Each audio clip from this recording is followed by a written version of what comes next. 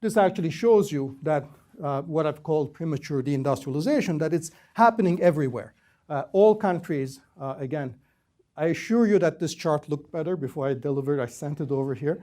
If you look at what's happening to countries and what levels of income they're beginning to deindustrialize, that's happening at lower levels of industrialization and at much lower levels of income. Okay? So if you look at the statistical relationship, for example, post-2000, the peak level of industrialization now is reached at a quarter of the income level of what it was in the 60s and 70s. Okay? So huge sort of global effect that's sort of making it much harder for countries to industrialize. So second option, non-traditional agricultural products. Well, the story here is not going to be very different because, again, if you look at sort of explanations as to what's keeping non-traditional agricultural products from taking off, again, you reach a variant of the poor business climate argument. Plus, in fact, it's in some sense harder because you need a lot of government support to get these non-traditional things happening. A lot of issues about extension, services, new technologies, certification, public health, and so forth, standards, and so on.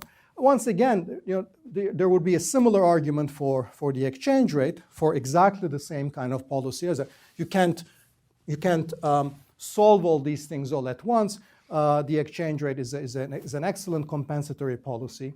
The problem is that even though in most of the Asian cases you can identify early in the growth process an increase in agricultural productivity as having played a key role early on, especially in reducing poverty. The problem is that this model, when you think it through, what it means is that if you're going to be growing based on non-traditional agricultural products, where are you going to sell those? They're going to have to be sold on world markets. So a quick test of whether, in fact, any country has experienced this path before is to say how many countries have grown very rapidly while essentially remaining agricultural exporters. And the answer is very, very few. So it's possible. It doesn't seem to have happened really quite frequently before. Raising productivity in services, I think that has all the problems that I was talking about in terms of slow growth based on fundamentals, because that's going to require costly and investments that take time in human capital and in institutional capabilities. The technologies in services, with a few exceptions, tend to be less tradable and more context-specific. So in general, it's much harder to simply import and adapt. And furthermore, in services, there are all kinds of complementarities across policy domains that make it very difficult to achieve significant improvement in services like health, education, wholesale and retail trade by simply pushing on one or two sort of policy levers. Natural resources, I don't need to say much about that. I think the problems with those are well known. The Dutch disease effects, the various political institutional problems. When you look at whether any countries have in fact ever succeeded based on a natural resource-based growth model, so this is a list of all countries that have grown very rapidly for 30 years or more, and you look at post-1950 examples, almost all of them are basically, whether the European periphery or in East Asia, they've been based on manufactured exports. There are a bunch of countries here in the middle that have done so based on natural resources, and 3 of those are in Africa, Botswana, Cape Verde, and Equatorial Guinea. What's special about them, just like the other, is that they tend to be very small countries that tend to, for reasons that might be quite exceptional, have managed to do this. But again, there's sort of questions about this as a general model. So let me just really end and sort of what are my conclusions. I think sort of the balance of evidence suggests a considerable amount of caution on how high growth rate African countries can sustain. I think much of the recent growth has been due to temporary boosts, both the external context and the making up of lost ground. I think we don't want to downplay the importance of these things, the improvement in fundamentals and the context, but I think the main contribution to the improvement in the macro context and institutional fundamentals will be to make progress in the continent much less volatile and much more resistant to shocks than progress in Africa has been in the past.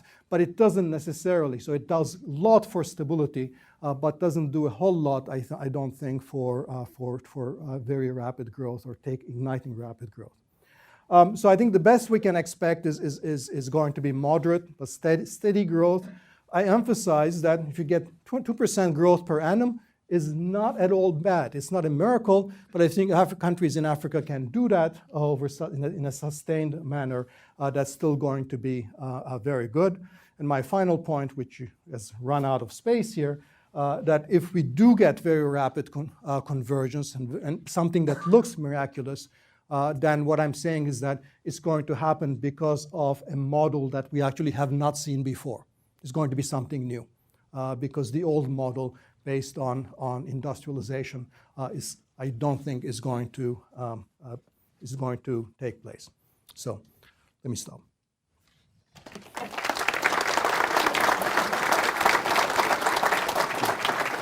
I'll get it. Where do you want me? You want me here? Do you see a correlation between the size of alpha and getting the fundamentals right? And then likewise, do you see a correlation between getting the fundamentals right and the convergence in the manufacturing sector? So Dani, we're going to get you to sit down and we'll repeat the questions so that people can hear, and then I get to ask some questions. And then we'll go back. But Stacy, why don't you introduce yourself and ask that first question. Stacy Warden with the Milken Institute. And I just had a couple of questions. One is, do you see a correlation between the size of alpha and getting the fundamentals right, to your broader analysis? And then the same question, I guess, is, do you see a correlation between convergence in the manufacturing sectors and getting the fundamentals right? Yeah, I mean, let me turn it into a policy question. So are there things that you do that will get you both higher rates of industrialization and also will get your fundamentals in order? And clearly there's a big overlap. And you can imagine that, if you're running macroeconomic policies that are extremely volatile, generating hyperinflation, or you have a government that stands ready to expropriate a private investor, whenever they're making money, that's not just bad fundamentals. It's also not going to draw any investment into manufacturing. So there is overlap, but they're not one and the same. And I think the point is that often in policy, the mistake we've made is basically associate fundamentals exclusively with achieving both. The argument being is if you do the fundamentals, you also get the requisite amount of structural change, the industrialization. And I don't think that is true, both sort of conceptually and also if you look at the experience of East Asia, what I said earlier, that many of the fundamentals were off. So if China is investing 40%, a lot of it into manufacturers these days, it's not because it's gotten its fundamentals right, because there are a lot of workarounds in the system, and there's a system in place where basically investors are working out deals with the party and various political officials that ensures that they have some guarantee of return to their investments. But it looks nothing like fundamentals in the way that you would think about. So the kinds of thing that you would do if you are single-mindedly pursuing rapid industrialization would have some overlap, but would also have a lot of elements that don't necessarily even sometimes look like good fundamentals. So let me ask a couple of things, and then I'm going to give him a little warning. I'm going to turn to Oliver Sabot, who got delayed, but is here now, either to ask the first question or say anything else he wants in remembrance of his dad. So first question I have is really something that you didn't raise, and it's the question of whether sub-Saharan Africa is just too small. You raised it in the context of it has only 3% of global GDP or manufacturing or whatever. but is it too small to be split up into so many countries? Some years ago, I looked it up. You know, all of sub-Saharan Africa then was smaller than the city of Chicago in terms of economic size, with 45 countries, 45 customs bureaus, 45 ministers of finance, 45 central bank governors, and so on. So it never got integrated, you know, into a United States of Africa, and that has made it so dependent on the traditional model of exports rather than on the even more traditional older model where governments grew, or countries grew on the basis of increases in the size of the domestic market. I don't know if you want to say anything about it or if you think it's relevant, or maybe I should go back to your, you know, there's a lot of Afro-optimism out there, a lot of healthy hype about the tremendous progress in the last 10 years. So is your bottom line indeed slow down? It's all good luck for the last 10 years and that can't last? Well, I mean, So maybe I've made two questions there. It is two but questions. It's okay. So, Take I mean, them in whatever order you want. I mean, without question, there's been progress, and without question, that has led to a certain degree of optimism. What I'm asking is the question: where will sustained growth come from? Now, if you have a model in the back of your mind where, you know, there's going to be resource transfers on an ongoing basis from the rest of the world, whether it's remittances, whether it's private investment, or concessional transfers, that's going to allow many of these countries to run large budget deficits and large current account deficits, essentially. And as long as that continues, you know, that's a model of growth too. It's not, I haven't included it because that's not how we want growth to happen. Because it's not, you know, it crowds out the real productive sectors of the economy, and it generates a political economy that's very undesirable, and also is inherently reversible whenever the overall climate and the nature of flows change. I think a lot of the growth that we've observed has been because of transfers from abroad, whether it's private or concessional. Because if you look at sort of levels of private investment, if you look at rates of industrialization, you look at sources of productivity growth and try to understand where it's going to come from in the way that I have, that's where sort of question marks arise. So that's the source of my relative pessimism. Now, are African countries too small? Clearly, the problem is not that they are not integrated in a larger market, because the whole argument I've made about the limits of industrialization is that globalization actually induces a lower level of industrialization than they would have been able to achieve. And that would have been true as long as they integrate with countries that are richer. Now you say, suppose that they were... Let me clarify, because I think this is an interesting, maybe I don't have it quite right, but at time zero, in any one African country, following whatever rules and whatever constraints were associated then in the business environment and so on, there was never much scope to achieve economies of scale and drive down costs because they weren't integrated with each other. Yeah.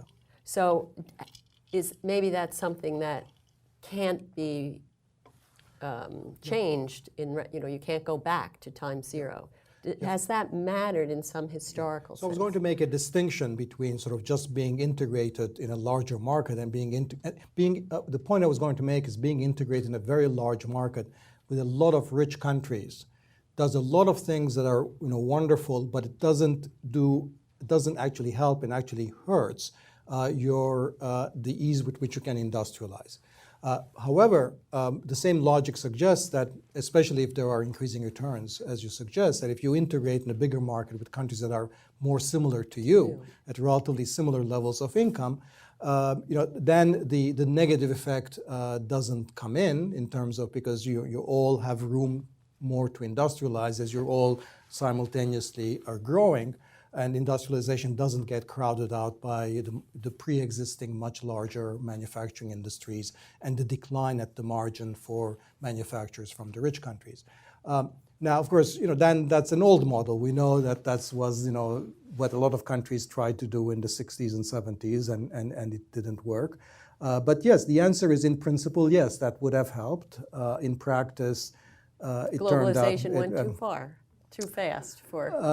Well, it is something that I actually had not thought much about, and it's relatively sort of a recent thought. And Arvind, where's Arvind? Arvind Subramanian has been writing about this too, and this realization that being integrated with the rich markets actually derives in the limit a convergence to the industrialization levels between rich and poor, as long as trade is balanced, is a very strong finding, and it just immediately falls out from just demand equals supply.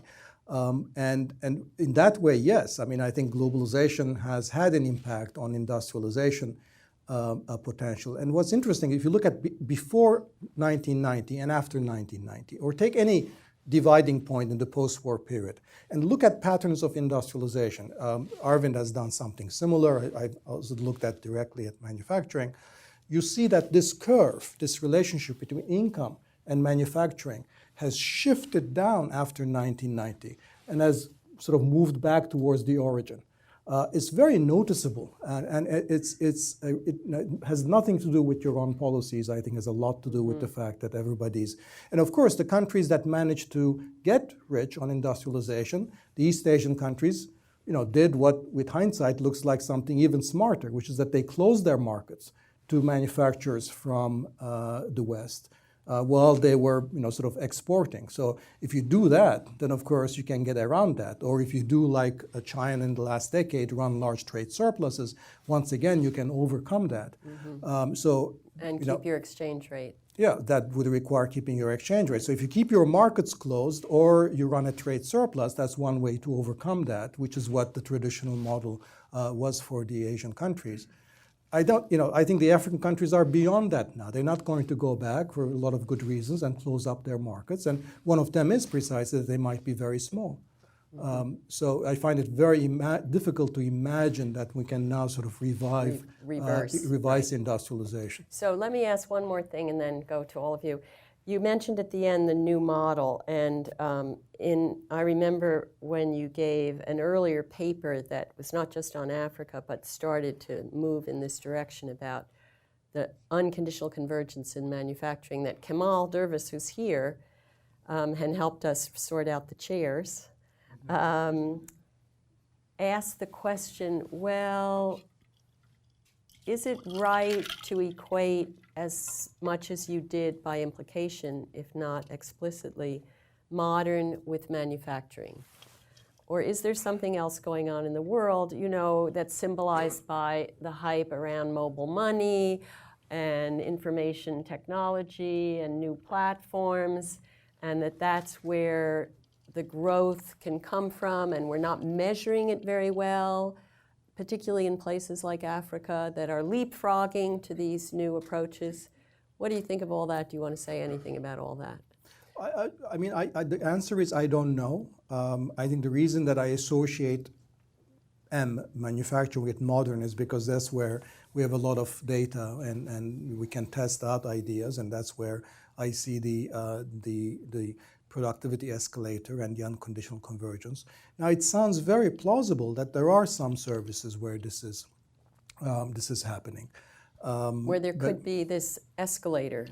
Where it could be, but very few services actually have this wonderful property of much of manufacturing, which is that it puts you on escalator when your skills are actually very low. So the wonderful thing about manufacturing industrialization historically has been that you can take a farmer out of agriculture with very few skills and put him or her to work producing garments or shoes or wigs without really much more education. And that's something that's very hard to do with many of the services that you're thinking of, whether it's IT, or it's mobile banking. A lot of those things, for the most part, are going to require more skilled workers, and so they establish a bar for this sort of immediate transformation at low levels of income. Oliver? Mike's?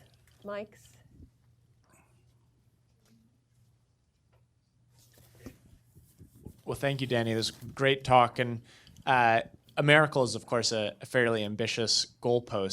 So maybe to ask your thoughts on a less ambitious goalpost of the potential for Africa to realize a demographic dividend in the next decade. There's a youth bulge happening now, as you know, of millions of additional young people coming of age, and what is the potential for Africa to turn that into accelerated growth, and what are the implications if it's unsuccessful in doing that, and there's the dramatic increases in youth unemployment? Well, I mean, the demographic dividend, whether it ends up, how it plays out, is going to depend critically on whether you can employ these people. And I think the danger right now, and a lot of people are rightly getting worried about this, is that the youth that are coming and swelling urban areas are basically ending up in petty services, informal activities, and not being absorbed into organized and formal parts of the economy.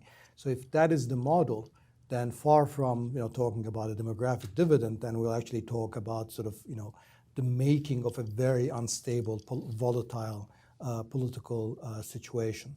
Again, going back historically, one of the other things that industrialization did was that it essentially created the foundations of a society where dissent was organized. You had political parties that were based on trade unions. These trade unions were organized in manufacturing industries.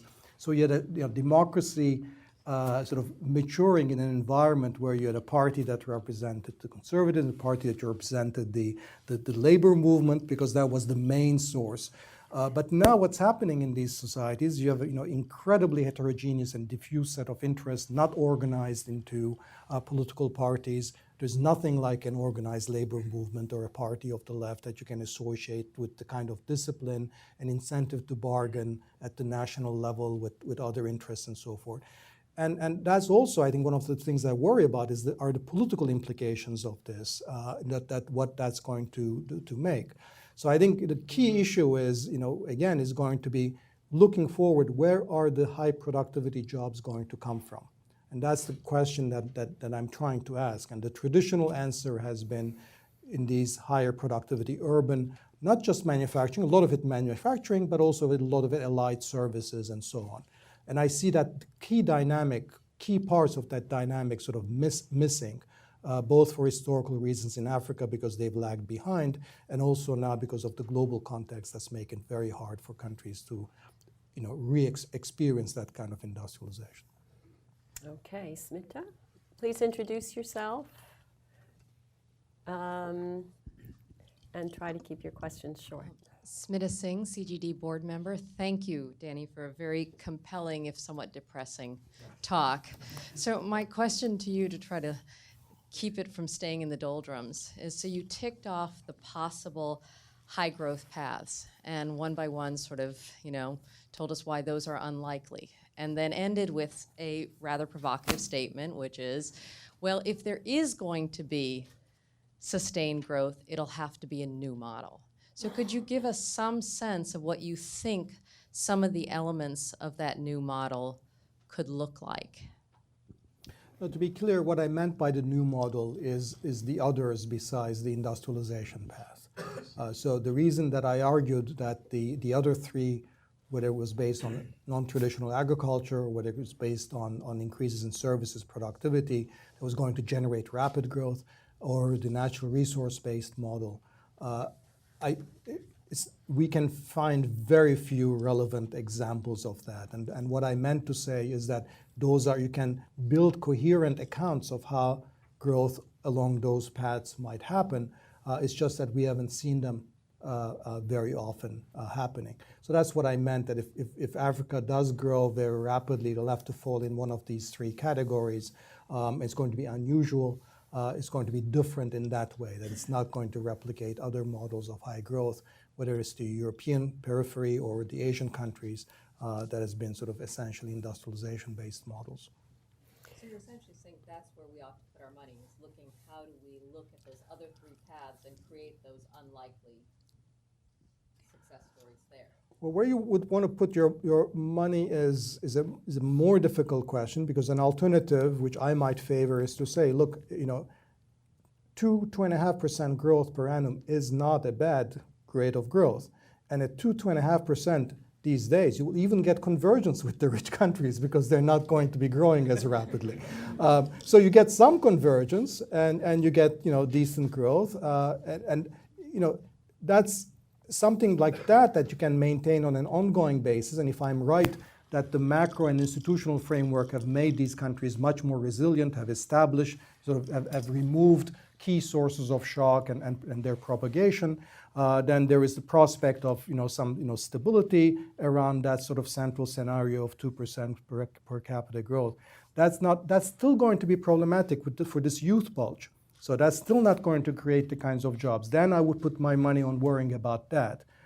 So that's a different kind of strategy, rather than sort of gambling on something that we have really not experienced anywhere else, so we actually don't know at all.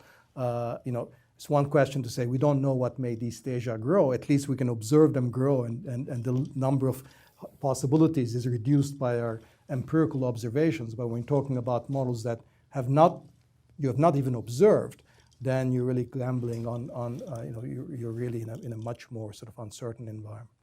Yeah, and we have a book coming out, a CGD book by a non-resident fellow, Peter Timmer, that Vidge knows all about, and it shows really no productivity growth in agriculture, right, Vidge? Have I got that right? In Africa. So there's reasons to be concerned. Okay, I have Jim Michaels, Kemal, Arvind, gentleman over on my right. Let's just do those and see that I've got a couple more if we have time, but it gives you a feeling for how we should move along. Make your questions as short as you can. Jim. Thank you. I want to join in expressing appreciation for this excellent lecture. I really had a question of clarification.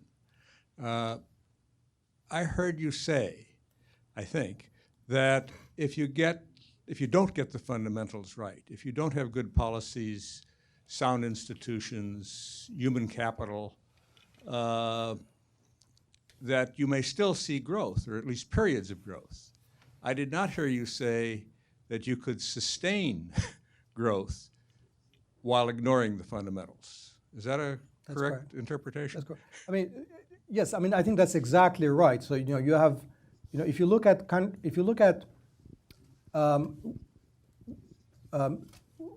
what it takes to achieve growth rates of, let's say, 3-4% per capita, it turns out that for very large number of countries, you can observe periods as long as a decade where, in fact, they have had that. So the rare cases are, of course, that being sustained. So that 2 by 2, the typology was precisely that. Now, I have to say that growth at 3.5%, or 4% for a decade is nothing to scoff at. So, it's important to know that you can get that. If you can get it with a relatively little change in your institutions, it's really worth knowing about. And also suggests something very important about strategy. So I think a lot of the emphasis on policy that pushes fundamentals relies on sort of this long-term payoff from fundamentals. And if you're not going to get the growth in the meantime, you could also even get reversal. Like in Africa, there might be a problem with sort of whether these democratic regimes are going to be sustained or not will depend on whether they can handle the consequences of youth unemployment, growing informality, and so on. So even the sustainability of the fundamentals depend on whether you have growth. So it's a lot easier to build your fundamentals and if you're growing rapidly in the meantime. Now, So there is that kind of connection. But the basic point you've made is I think is exactly right. That rapid growth for periods of decades or so don't really necessarily require fundamentals, but long-term convergence. If you want to be rich, yes. Kemal. Okay, very quickly, 4 little points, but they're related in the question, and I'm so happy because these are really the fundamental questions, Dani, and you're wonderful in that. First, leapfrogging. Nancy said leapfrogging. I still have a great faith in that. And one example that people give in Africa is the cell phone. You didn't have to build the telecom infrastructure to communicate. Solar panels. People tell me not for network solar, but for heating small spaces. The technology is such that the costs are collapsing. And the cost of heating with or even air conditioning with solar energy will be 10% of what they are today. Okay, so there's that kind of technology. The other little vignette. I was talking to a high executive of Mercedes-Benz the other day, of Daimler, and I thought he was going to talk about cars, and he was talking about our great new products are going to be travel apps. Okay, and that reminds me. I mean, Larry's Marty Feldstein lecture, I think, is a fantastic piece. But I think it was there where he says, let's remember that agriculture, 70% of people, 80% of people in the world, 150 or 100 years ago, were working in agriculture. Maybe we are indeed going into a world where manufacturing Will be small. it will be Tiny. 5% of the world's labor force, okay? But there's this huge new so-called services. There are all kinds of things in there, which is very diverse and where technology is having a tremendous impact. So I wonder whether, and you're right, of course, we don't have the experience, so we can't prove anything empirically, but whether there are not huge possibilities within the service sector that will be very important. Linked to that, a study that I just read by 2 Oxford economists on US job at risk because of intelligent machines, said one of their conclusions is that the jobs that are most at risk are in fact not the low-skilled jobs, but the middle jobs, okay? So if you think of Africa, I mean, there is an argument one could make that in some ways countries that are more middle income, with more middle income, large skilled labor, are more at risk than the very low risk jobs. So, within all that, I think one of your alternatives. Come to your question. If you it's okay not to have one. The service, that the service, I mean, trying to look at, in these two broad services, which is 70% of the labor force, is where Smita should put her money. Okay, there you go.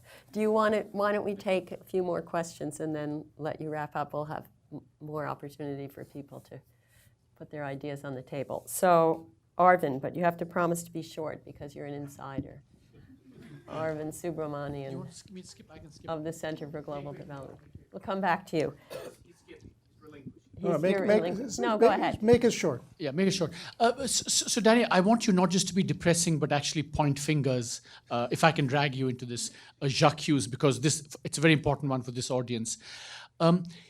Do you think that the real problem in Africa, even on any kind of tradable type path, is kind of to have a competitive exchange rate, which you said was an option. But in that sense, the boat has gone or the train is left because Africa has the most open capital account via aid and via now foreign private capital. And soon to be natural resource. Well, I don't want to go into that piece of depression because that's exogenous and not, the donors here are not implicated in that here. The donors are implicated. So do you say j'accuse to the donors here? J'accuse. You don't have to answer that. We can come back to that. No, I mean, I think that it's a good and important question that you can answer anytime. Yes, please. If you'll introduce yourself. Hi, I'm Yao Ansu Oh, hi. Oh, I'm sorry. from the Africa Center for Economic Transformation. Dani, thanks for a very provocative lecture. A great institution in Africa. I thought I was just channeling your views. No. Well, from what I heard, I think I got three main messages from the presentation. One which I agree with, two which I have some questions. The first one, basically, you're saying that sticking to fundamentals alone won't do it. You need to do a bit more. And the second one, the bit more, is industrialization. But you said there is some kind of global convergence to the levels of industrialization, and therefore the prospect there is a bit not so rosy. And the third part, you also dismiss, using data from 1950s on, the prospects in natural resource-based development.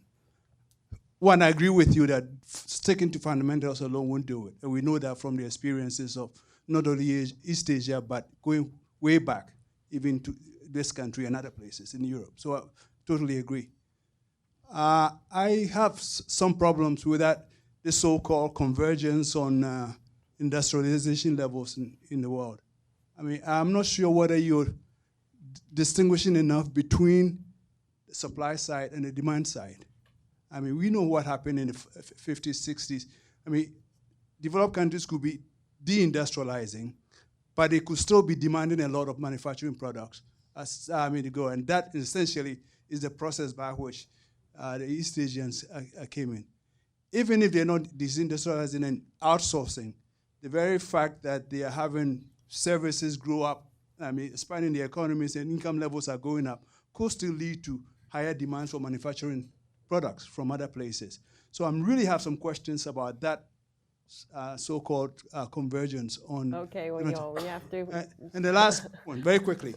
I think the idea that industry, natural resources, and agriculture are somehow in separate spaces is a bit old-fashioned. I mean, I think what we really need to do, there's a dynamic in which allows you to combine industrialization, natural resources, and everything in order to transform. And I think that's what we need to be looking at. Okay, I'm glad we've started a good conversation. I see another hand there. How's the timing? You could take just one one- short one, and Dani could have. Dani should wrap up. So let's go over here. Yeah, there was, okay, one quick question. Then we'll go back to colleague over here, and then we give Dani the last word.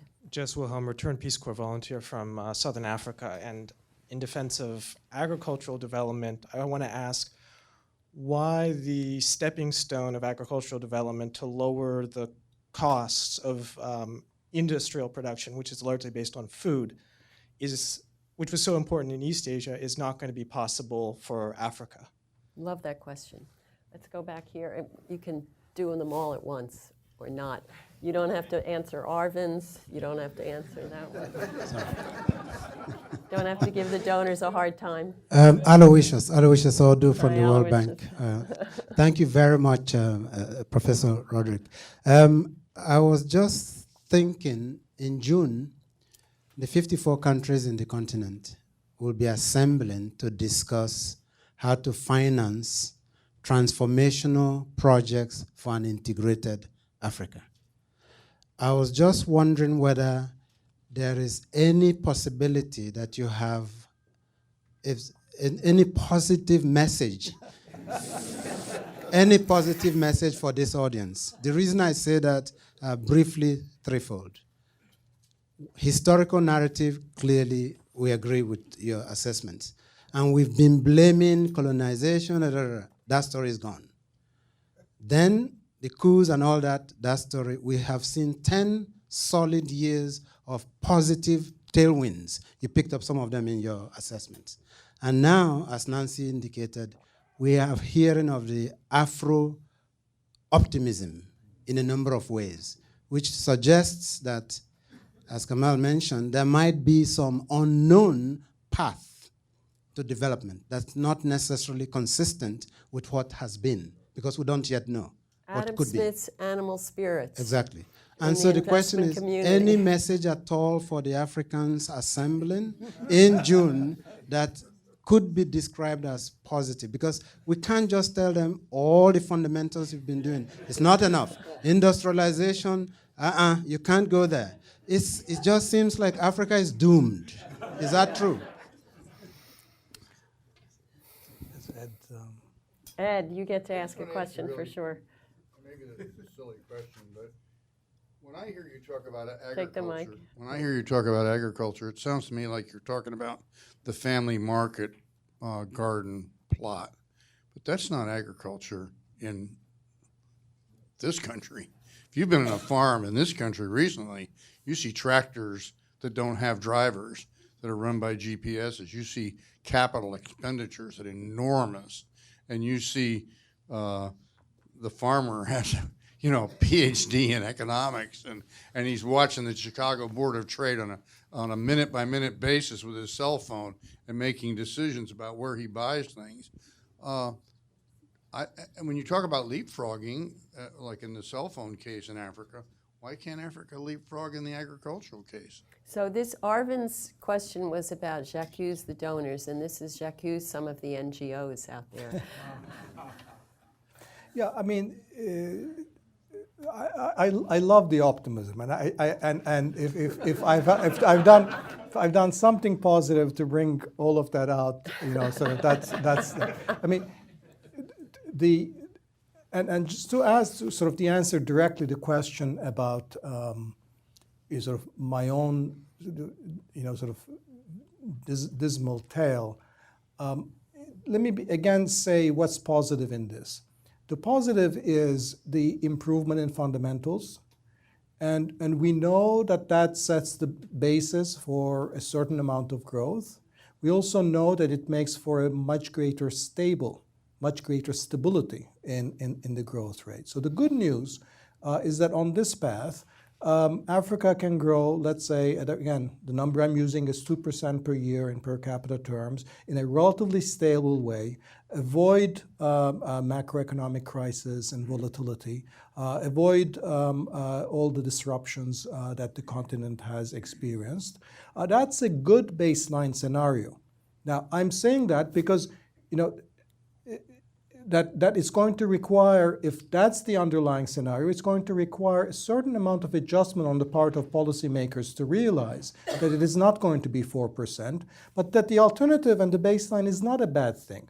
But a lot of things happen between 2% and 4%, and if you're counting on very rapid industrialization and 4% and superb trade performance and you're not going to get that, you're going to be very disappointed. And so what I'm saying is that there's a lot of things that can be done with 2% growth, and that's going to require thinking a lot of additional supportive policies, such as what do we do about this youth bulge and what's happening in the urban areas that 2% growth on its own cannot take care of. And that's really what we need to be really focusing on a lot. So it's not that these fundamentals don't help. These fundamentals have been very good, and they set the stage, but they're not going to generate 4% growth, and there are things that need to be done to ensure that problems that will become real problems at 2% growth but wouldn't at 4% are taken care of now. Now, all these interesting ideas about services, agriculture, food processing. The capital market, you are allowed to. I'll say something about the exchange rate too. I think they're all plausible stories, but you have to do the accounting. I mean, you have to ask how many jobs are these going to generate, and they add up to something. These sort of highly productive, highly mechanized farming will create the problem of where does everybody else go? So it creates jobs in selling tractors, and it creates jobs in marketing the end product. It would be wonderful if you could be producing those tractors at home, but what I'm saying, that's unfortunately not going to happen. And the question is, where are the jobs going to come from that of people who are... I didn't say making them, I said marketing. Marketing, yeah. No, but I mean, services, I mean, again, somebody has to generate the demand for the services to be put in place, and where is going to be the demand coming from? It comes either from productivity that's broad-based in the other parts, or it might come from just transfers from abroad. But that's, again, a model that we don't necessarily want to retrench. So, all of these things are plausible, and I think they'll become more plausible when we actually begin to see their effects in the numbers. And I think the problem is that we're not seeing the effects yet in the numbers. Now, we are waiting for a miracle. And so when we start seeing them in the numbers, they'll seem a little bit more plausible. So the counting that I would want to do, and this would be a very useful thing, is count up all those sectors that you think are actually sort of are the escalator industries, whether it's in non-traditional agriculture, in services.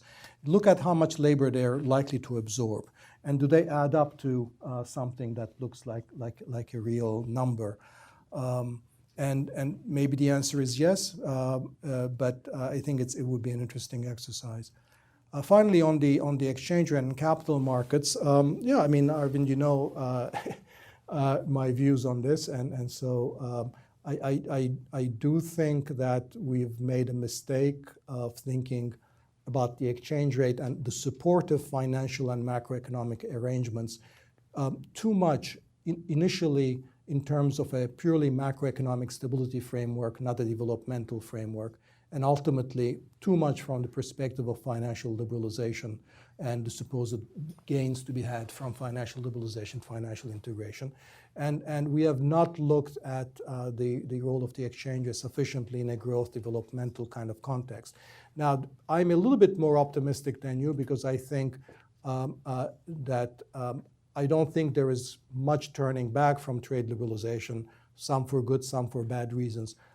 But I do think that some of the financial liberalization, where Africa is today, might be come under better control. So it might be possible to rein in finance in a way that I don't think is possible anymore in some of the more advanced countries. But that's the hypothesis.